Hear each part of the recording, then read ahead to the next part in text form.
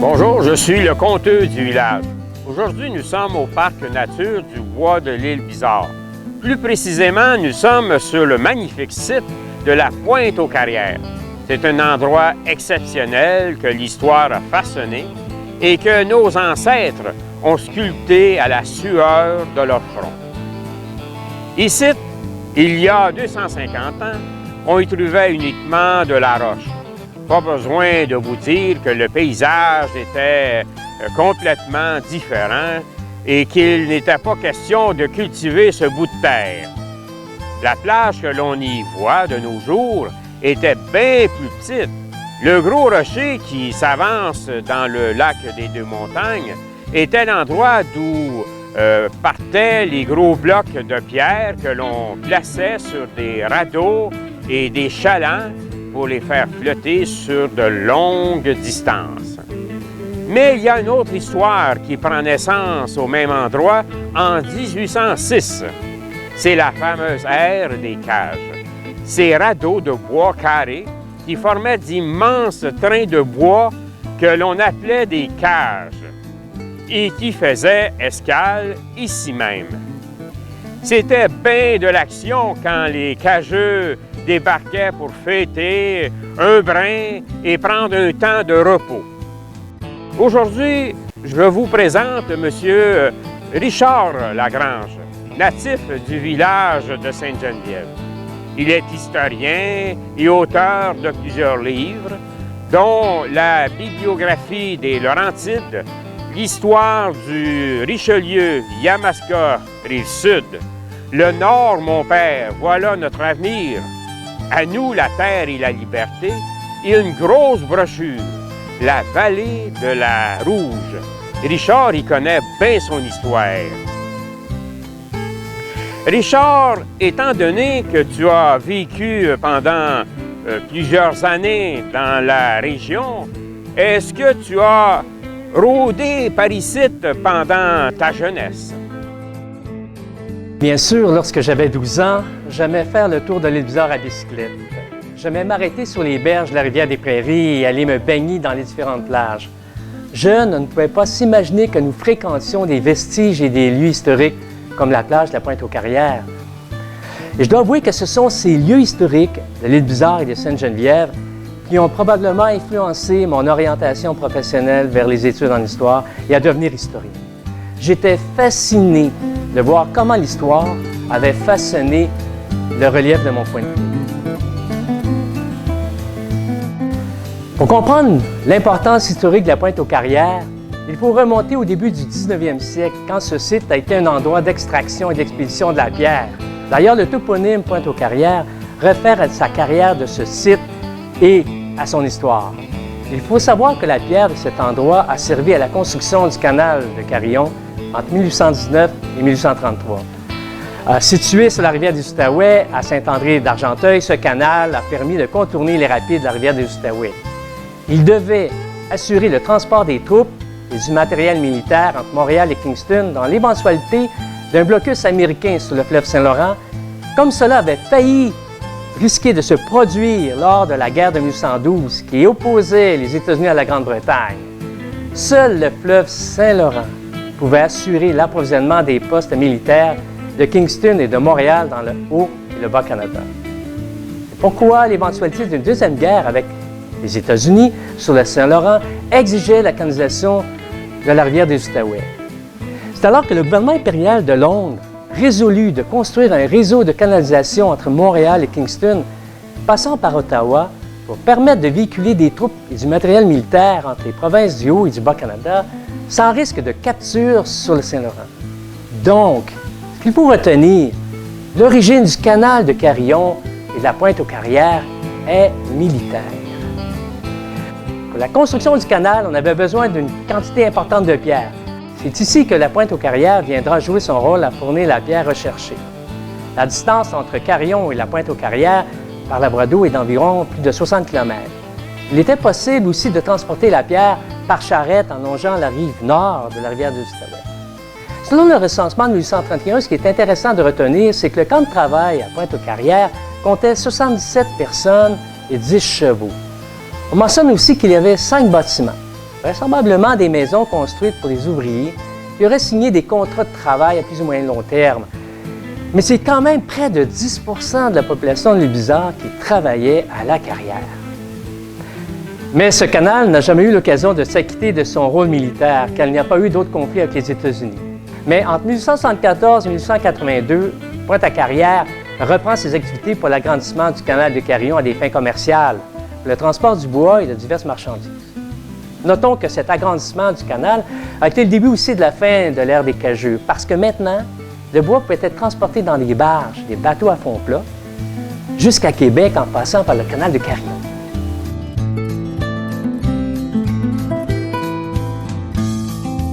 Les Québécois savent que de 1830 à 1900, on comptait environ 1 million de Québécois qui ont immigré vers le sud pour trouver de l'emploi. Il y a plusieurs raisons qui expliquent cette immigration. La première, la plus importante, c'est qu'il n'y avait plus de terres agricoles disponibles dans la vallée du Saint-Laurent. Des milliers d'agriculteurs se retrouvaient sans terre et sans emploi. Pour eux, la solution pour améliorer leurs conditions de vie et pour faire vivre leur famille était de prendre le chemin vers les États-Unis pour travailler dans les manufactures. Dans ce contexte de crise économique, il est sûr que les emplois offerts à la Pointe-aux-Carrières ont eu un impact économique positif pour l'économie de l'île Bizarre, ainsi que pour quelques cultivateurs et des petits commerçants qui ont fait un peu d'argent en approvisionnant les hommes de chantier et les chevaux en nourriture et différents matériaux. L'exploitation de la carrière a donc créé des emplois et a freiné l'immigration. Des contrats avaient été octroyés pour nourrir les ouvriers, pour fournir le pain et la viande, pour conduire des charrettes, pour transporter les troupes militaires et pour construire le canal de Carillon. Enfin, mentionnons également que la carrière a aussi servi à la construction de plusieurs maisons en pierre de l'île Bizarre et des environs. Elle a été active, donc, jusqu'au début du 20e siècle. Au cours du 19e siècle, l'exportation du bois vers l'Angleterre prend des proportions importantes. L'Angleterre, incapable de s'approvisionner en bois en Russie à cause d'un blocus de la mer Baltique imposé par Napoléon en 1806, se tourne vers sa colonie du Bas-Canada. Elle avait un urgent besoin de bois, comme ces pins blancs géants pour construire ses navires. Les draveurs faisaient d'abord flotter les billots dans les cours d'eau du bassin hydrographique de l'Outaouais, jusqu'à un point de rassemblement à Hull, à Buckingham ou à Hawkesbury. Par la suite, le bois était acheminé au moyen des cages. Les billots équarris étaient réunis en radeaux, qui étaient ensuite attachés les uns aux autres pour former de grandes plateformes flottantes nommées cages, d'où le nom de cageux donné aux hommes qui les conduisaient. Des centaines de cageux guidaient ces trains de bois. Impressionnant, ils mangeaient et ils dormaient sur ces immenses cages. À l'époque, les chemins carrossables étaient souvent en mauvais état et les cours d'eau étaient les voies de transport privilégiées. Ces trains de bois descendaient la rivière des Outaouais, puis le fleuve Saint-Laurent jusqu'au port de la ville de Québec. Là, à Québec, les cages et les radeaux étaient entièrement démantelés et le bois était chargé sur des bateaux en partance pour l'Angleterre. Avec la première cage de bois équarrie lancée en 1806 par l'exploitant forestier Clément Wright de Hull sur la rivière des Outaouais jusqu'à Québec, commença l'ère des cageux qui dura jusqu'en 1908. Les cages en activité de mai à septembre. Une partie de ces cages passait par la rivière des Prairies entre Sainte-Geneviève et l'île Bizarre. Et là, il faut bien écouter parce que ça va être fort intéressant de comprendre le contexte. D'autres passaient au nord de l'île Bizarre. Les rapides du Cheval Blanc à la côte Sainte-Geneviève et les rapides l'Allemand au nord de l'île Bizarre obligeaient les cageux à faire halte et à démanteler les trains de bois en radeau afin qu'ils franchissent les rapides Sainte-Geneviève et la Pointe-aux-Carrières sur l'île Bizarre, qui devenaient ainsi des relais très achalandés. La petite baie de la Pointe-aux-Carrières offrait un lieu où les cages de bois pouvaient être détachées avant d'entreprendre la descente des rapides l'Allemand à l'entrée de la rivière des Prairies. Plusieurs cageux expérimentés résidaient à Sainte-Geneviève à l'île Bizarre. Ils guidaient les radeaux à travers les rapides jusqu'au Sault-Récollet au nord de Montréal, puis revenaient par la route terrestre pour guider d'autres radeaux. Sous les commandes du maître de cage appelé le pilote, les cageux manœuvraient la cage à l'aide de longues rames et surveillaient les rapides, les roches et les berges afin d'éviter de s'échouer. Cette activité qui marquait le paysage riverain de l'île Bizarre et de Sainte-Geneviève ralentit à la fin du 19e siècle et cesse définitivement au début du 20e siècle avec le développement des chemins de fer, des routes et de la voie navigable du Saint-Laurent.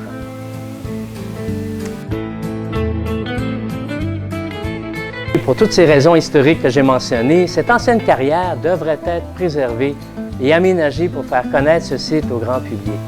Elle fait partie de l'histoire locale, étroitement liée à la grande histoire. Elle est une des multiples pièces de l'immense casse-tête de l'histoire de notre région et du monde.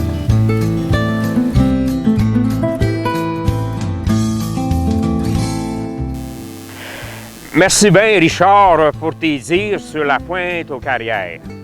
À cette heure, on va mieux comprendre comment la grande histoire a influencé celle de l'île Bizarre. Aussi, c'est surprenant de voir comment l'empereur Napoléon Ier a mis son nez indirectement dans la nôtre. Mais de toute manière, l'histoire d'ici commence bien avant Napoléon. Pour sa part, Mme Éliane Labastrou va nous en dire un brin pour expliquer comment on s'est rendu là. Bonjour. Voici un résumé de l'historique de la Terre 56, devenue en 1874 les lots 123 et 124. La première concession de la Terre 56 par Louis Bizarre remonte à 1756 au nom de Louis Martel. En 1765, il y habitait une maison avec sa femme et 6 enfants. Seuls 19 arpents de la terre de 120 arpents étaient ensemencés. Louis Martel possédait 2 bœufs, 3 vaches, 2 chevaux et 3 cochons. Mais 3 ans avant la concession, en 1753, il existait déjà une carrière de pierre à cet endroit, car l'acte de concession de la terre voisine, attribué à Pascal Lauzon, mentionne la terre joignant d'un côté la carrière. En 1780, la concession passe à Pierre Larocque d'Iroquebrune, deuxième époux de Françoise Thibault d'Ille-et-Veillée, veuve de Pierre Boyer dit Saint-Pierre, l'un des premiers colons de l'île Bizarre. En 1792, il vend à Joseph Brazeau une terre au nord de l'île Bizarre appelée la Carrière, de 3 arpents sur 20. Joseph Brazeau la revend en 1793 en réservant 150 érables pour Françoise Thibault, maintenant veuve. Elle est morte en 1802. Plus pour lui-même, dans la carrière, 6 toises de pierre et 5 croisées. Une toise équivalait à 6 pieds, soit près de 2 mètres. Les croisées correspondaient vraisemblablement aux lignes perpendiculaires de détachement des pierres dans la falaise. En 1813, Hugues Hennet, petit-fils du seigneur Pierre Fortier, écrit à Jacques Vigée: on trouve du côté nord de l'île carrières de pierres grises, noires, bâtardes et pierres de taille. Près de ces carrières sont 8 à 10 fourneaux à chaux, tant pour la consommation de l'île que des environs. En 1831, la terre est vendue à Alexandre Griton, entrepreneur de Montréal. La même année, selon le recensement gouvernemental, Thomas Oxon, maçon, exploite une carrière. Il y a 5 maisons et 77 personnes sur place, dont 10 fermaillers et 13 enfants de moins de 14 ans. 54 hommes sont au travail, dont 33 âgés de 18 à 30 ans. 70 personnes sont catholiques et 7 sont protestantes. Il y avait 10 chevaux. Merci bien gros, Madame Labastrou, pour votre recherche et vos judicieux renseignements sur ce coin de terre de l'île Bizarre. On peut voir dans les transactions concernant la terre qui nous intéresse aujourd'hui qu'il existe une carrière depuis au moins 1753. L'activité de la carrière et l'intensité de la production pendant des décennies sont difficiles à retracer précisément. Mais il est intéressant de savoir que la pierre était principalement destinée pour la construction du canal Carillon et aussi pour le marché local entre 1821 et 1844. Y avait-il d'autres utilités pour ces pierres flottantes? Pour en savoir un brin du moins un peu plus sur cette fameuse pierre grise que l'on nommait à l'époque la pierre grise de Montréal, eh bien, oui, nous avons rencontré l'architecte et membre de la Société Patrimoine et Histoire de l'Île-Bizarre et Sainte-Geneviève, M. Philippe Voisard. Il a des dires intéressants sur l'utilisation de la pierre grise. La pierre grise est omniprésente dans le Montréal historique, comme d'ailleurs dans de nombreuses villes de la plaine du Saint-Laurent. Ces bâtiments de pierre grise que l'on admire aujourd'hui à Montréal, ce caractère particulier de l'architecture de la métropole, entre autres dans son centre historique et le long de certaines rues des quartiers bourgeois, cette particularité est essentiellement due à l'utilisation d'une pierre calcaire grise et souvent bleutée, très caractéristique. Cette pierre calcaire grise a occupé une place essentielle au début de la colonie. Elle avait l'avantage d'offrir aux bâtiments une protection contre les attaques et contre le feu. Le matériau était extrêmement durable et facile à manipuler. Cette pierre a servi à bâtir la plupart des premiers bâtiments importants sur l'île de Montréal. Par exemple, l'église Notre-Dame, l'Hôtel-Dieu, plusieurs institutions, infrastructures et beaucoup de résidences bourgeoises. Le calcaire est une roche sédimentaire dans laquelle on peut retrouver souvent des fossiles. Il est le résultat de la calcification des boues anciennes qui recouvraient le fond de la mer de Champlain il y a plus de 10 000 ans. D'ailleurs, si vous êtes attentif, vous pourriez voir des fossiles sur les murs de plusieurs bâtiments en murs de pierre grise. Vers 1860, on retrouvait plus de 10 carrières en activité sur et autour de l'île de Montréal. Les ouvriers qui exploitaient les carrières de pierre au 19e siècle étaient surnommés les pieds noirs. À Montréal, après une longue exploitation, bien des trous laissés par les carrières ont progressivement été remplis et aménagés en parcs dès le début du 20e siècle. Personnellement, je me souviens avoir joué aux aventures de Tom Sawyer sur un radeau de fortune au fond du trou laissé par la carrière Miron à Montréal. Au 19e siècle, le calcaire montréalais est un matériau de choix. Cette pierre est facile à extraire et facile à tailler, car c'est une pierre beaucoup moins dure que le granit.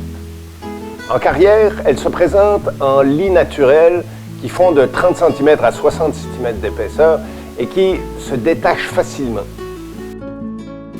La rue des Carrières à Montréal suit la même veine de calcaire que celle qui forme la pointe aux Carrières de l'Île-Bizarre.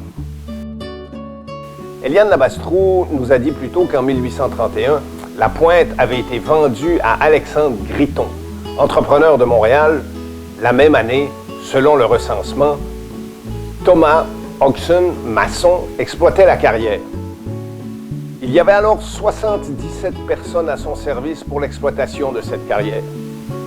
En 1833 se termine la construction du premier canal et, coïncidence, cette même année, on retrouve le maçon Thomas Hodgson, responsable de la construction d'un édifice en pierre calcaire dans le Vieux-Montréal, soit le 421-425 rue Saint-Paul-Est.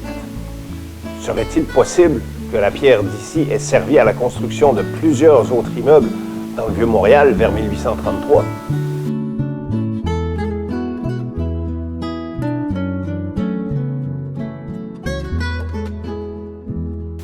Vu la facilité de l'acheminement par la rivière et l'avènement des premiers remorqueurs à vapeur à Montréal, les tugboats, vers 1827, il y a de fortes chances, parce qu'en plus, on sait que le maçon Thomas Hodgson était alors l'associé d'André Auclair, marchand de pierre de Montréal, vers 1832. En 1876, un nommé Turgeon achète du shérif de Montréal la pointe de roche calcaire à l'Île-Bizarre pour en extraire de la pierre de taille. Le même mois, il cède toute la propriété à Joseph Roussin.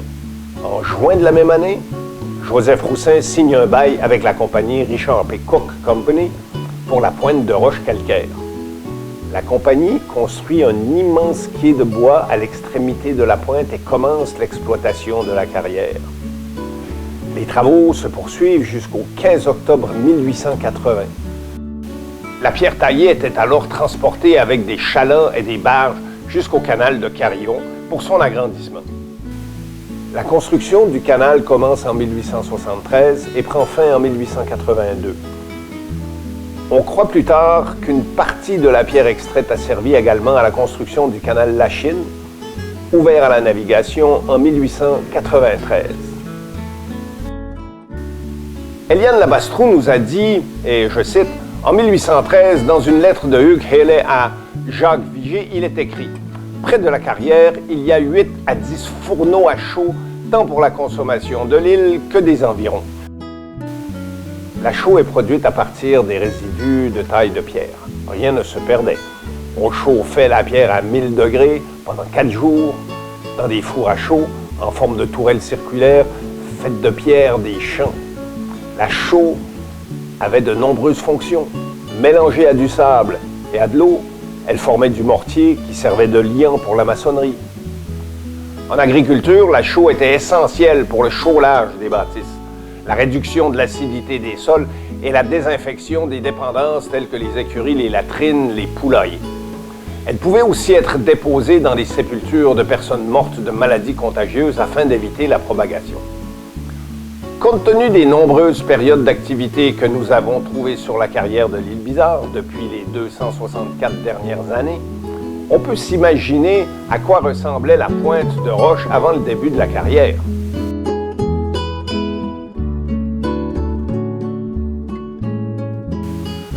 Depuis 1940, une plage publique a été aménagée et nous savons qu'il y a eu beaucoup de sable ajouté à la plage. Ce sable qui venait d'Oka a été ajouté en grande quantité en 1939, puis dans les années 50 et 60. Cette ancienne carrière de pierre de taille est la seule qui reste à Montréal. À fleur de terre, elle montre bien les strates de pierre telles qu'elles se présentaient déjà à l'époque de son exploitation.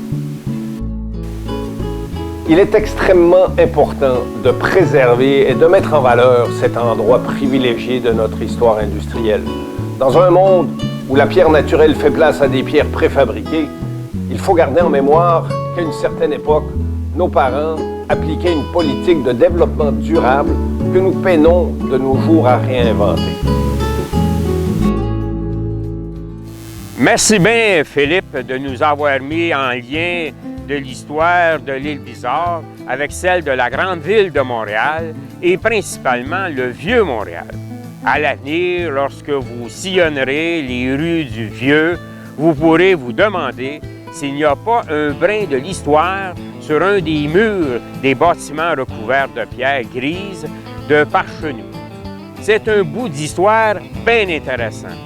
Mais maintenant, tournons-nous vers l'autre sujet d'intérêt, soit celui des cageux, et plus particulièrement sur les maîtres cageux d'ici qui pilotaient ces trains de bois dans les rapides de la rivière des Prairies. Les documents du temps mentionnent les noms de quelques-uns, dont des noms de famille, soit Lambert, Brunet, Claude, Cathieu, Saint-Laurent. Le métier de cageux était très difficile et périlleux. Plusieurs se sont blessés et se sont même noués. Aussi, ils ont contribué à l'effort de résister au blocus imposé par Napoléon Ier envers la Grande-Bretagne. C'est pour ces raisons, entre autres, qu'une requête est adressée ces jours-ci auprès du gouvernement québécois pour reconnaître les cageux et les draveurs comme des héros nationaux. Tout porte à croire que ce souhait va se réaliser prochainement.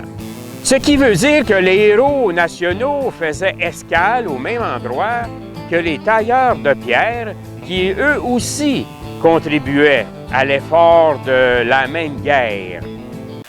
En 1949, le journaliste du journal La Patrie, Léon Trépanier, rapporte ce que les vieilles tantes du vieux notaire Émilien Cardinal au village de Sainte-Geneviève, que la présence des cages à la pointe aux carrières y avait tiré des bûcherons en quête de travail sur les cages. À cette époque, on payait à peine 25 cents ou 1 écu par jour. à ceux qui travaillaient d'une noirceur à l'autre. Le cageux gagnait la rondelette somme de 12 $ par mois, ce qui représente environ 50 % de plus que le salaire du journalier. Cet engouement pour le travail sur les cages vit s'allonger. Sur les rives de l'Anse, plusieurs maisonnettes disparates que le soleil et la pluie crevassaient. Malgré l'état des lieux, les familles nombreuses les habitent et tirent leur pitasse de corvées d'occasion. Ces maisonnettes plutôt disparates et vieilles sont peut-être les mêmes que les 5 maisons apparaissant dans le recensement de 1831.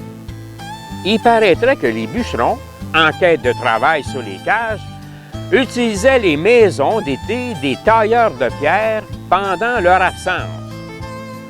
On semble comprendre que la terre numéro 124 a appartenu à la famille Roussin jusqu'en juin 1927. À ce moment-là, les vieilles tantes la donnèrent à leur neveu, le notaire Joseph-Émilien Cardinal.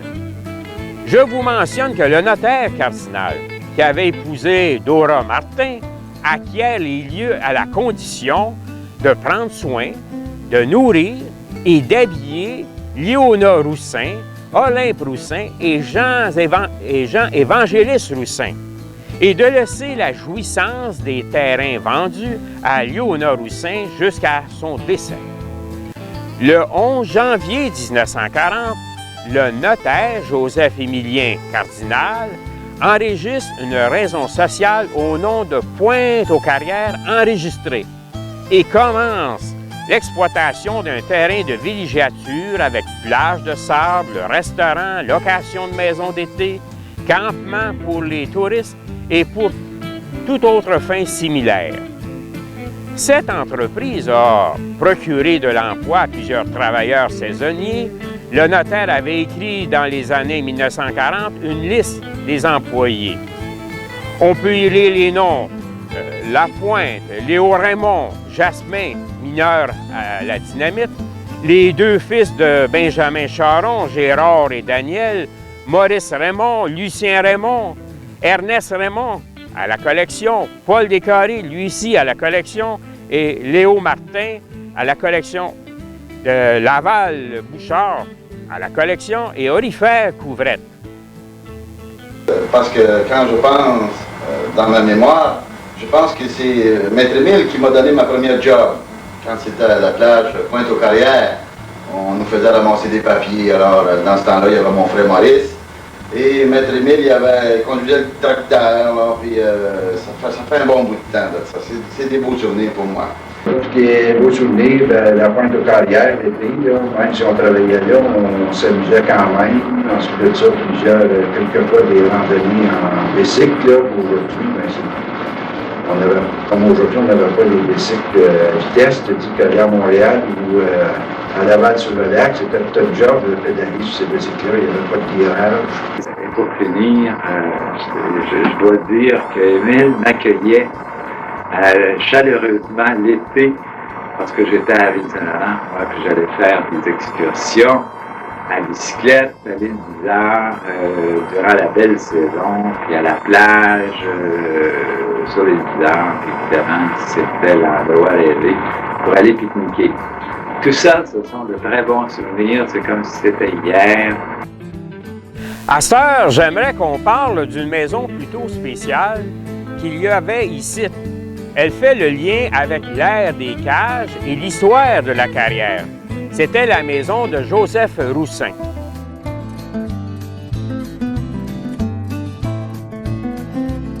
Il l'a bâtie en 1876. Il a réussi à construire sa maison grâce à la location de la carrière et en épargnant sur le coût des matériaux. Pour ce faire, il a utilisé des rames de cage qui lui avaient été données. Selon ce que les tantes du notaire Cardinal ont rapporté au journaliste Trépanier. Et il faut dire que la baie est à proximité de l'endroit qui servait à l'époque de halte pour les cageux. Il y avait sur la pointe des gros anneaux de fer fixées sur la roche et qui servaient à attacher les cages. Selon les dires des anciens, malheureusement, elles sont disparues il y a une dizaine d'années. J'ai un descendant de la famille du vieux notaire à vous présenter. Je vous présente M. Pierre Cardinal. Il a bien des souvenirs du temps de la plage. Son grand-père Émilien a été propriétaire de la plage. Bonjour, M. Pierre. Bien, bonjour, Jacques Combe. Toujours un plaisir de vous rencontrer. Puis, avez-vous quelques souvenirs un peu? Ben oui. Moi, c'était... aussitôt que je suis né, c'était mon terrain de jeu ici. J'étais tout jeune, là. Mes premiers pas, je les ai faits ici, en marchette.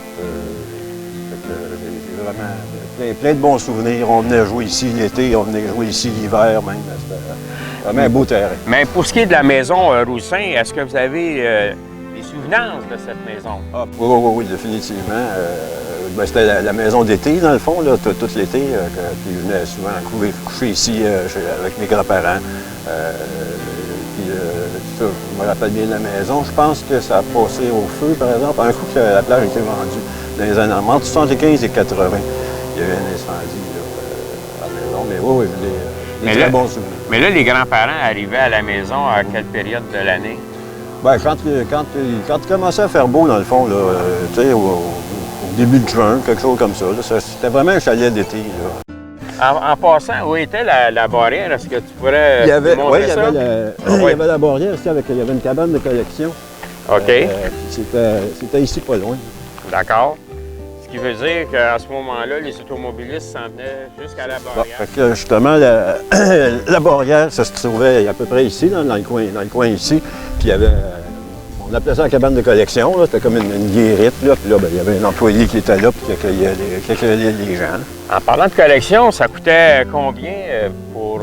c'était quoi, pour la journée, demi-journée? C'était toujours... Ben, c'était pour la journée complète. Là. Puis je l'ai pris exact. C'était à peu près une pièce ou deux par véhicule. Là, mais c'était pour la journée puis avoir accès à tout le site au complet. Puis peu importe le nombre de personnes qu'il y avait dans l'automobile. C'était pas un problème. Bien, maintenant, nous voilà rendus à la plage. Qu'est-ce que ça avait l'air dans le temps? Est-ce que c'était un peu différent de ce qu'on voit actuellement? Disons que c'était énormément différent là, parce qu'il y avait beaucoup moins de végétation. La plage, bien, elle s'étendait vraiment là, d'une pointe à l'autre. Tout le contour au complet, c'était vraiment du sable. Puis ça rentrait aussi plus dans les terres, comme on dit. Là.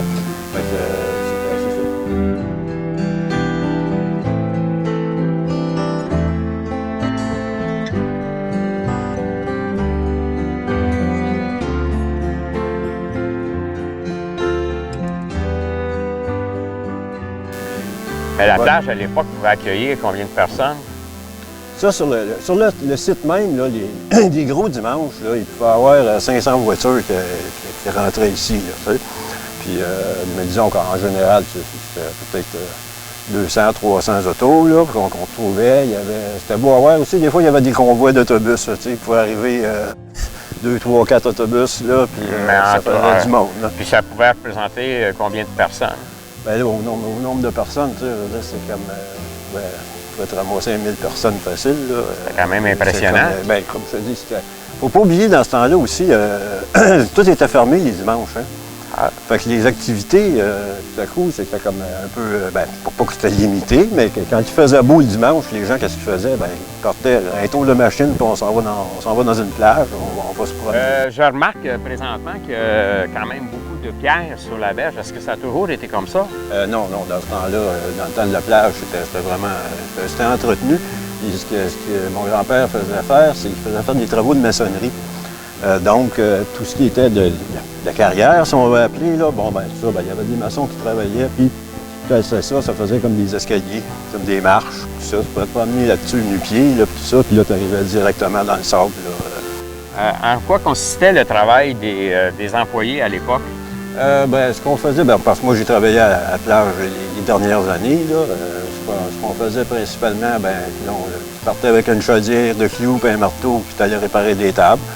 Ça, c'était une chose. Ensuite, il y avait les poubelles qu'il fallait faire. Là, puis on partait avec le tracteur, il y avait une remorque. puis c'était des beaux gros 45 gallons en métal. Fait que vider ça dans la remorque, c'était pas toujours évident, là. Puis après ça, on allait vider. De temps en temps, il fallait réparer des trous dans la clôture au bout de la rue Vermont parce que il y en a qui s'amusaient à défaire la clôture pour pouvoir rentrer gratuitement. Ah, il y avait des snoraux à l'époque. Il y avait des snoraux. Ce que j'ai remarqué, par exemple, j'ai dû faire des tours récemment, c'est qu'il y a des petites pancartes qui avertissent les gens qu'il y a de l'herbe à puce. Oui. Ça, c'est nouveau parce que nous autres, dans le temps, on n'avait pas de pancarte pour l'herbe à puce, mais l'herbe à puce, c'est pas nouveau. Il y en a toujours eu des bonnes talles. Okay. Nous autres, on savait où est-ce que c'est. On savait où est-ce que c'était. Puis, écoute, il y avait quelque chose des fois d'amusant, c'est qu'il y avait des jeunes croupes qui allaient batifoler dans certains buissons. Puis ben oui, on dort.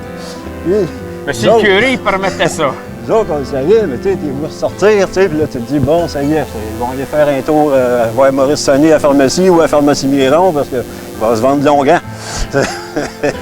Pour essayer d'apaiser le picotement. Oui, c'est ça. Puis c'était pas juste au niveau des chevilles, mettons. Ah non? Bon. Non, c'était assez amusant, cette partie-là. Mais il n'y a pas juste que des beaux souvenirs. Il y a une grande tragédie ici, le 14 juillet 1954. Il y aurait eu 12 enfants qui se sont noyés lorsque leur bateau s'est renversé. Les victimes faisaient partie d'un groupe, soit le Negro Community Center, situé sur la rue Atwater à Montréal. La nouvelle avait fait le tour du monde à l'époque. En terminant, j'aimerais vous inviter à visiter cet endroit magnifique où le patrimoine naturel se marie à l'histoire. Venez à la plage pour y faire une baignade dans l'histoire. Je vous invite aussi à faire attention de ne pas déplacer les pierres afin de prévenir la dégradation de la carrière de pierre grise qui est la seule de nos jours encore apparente sur le territoire de la ville de Montréal.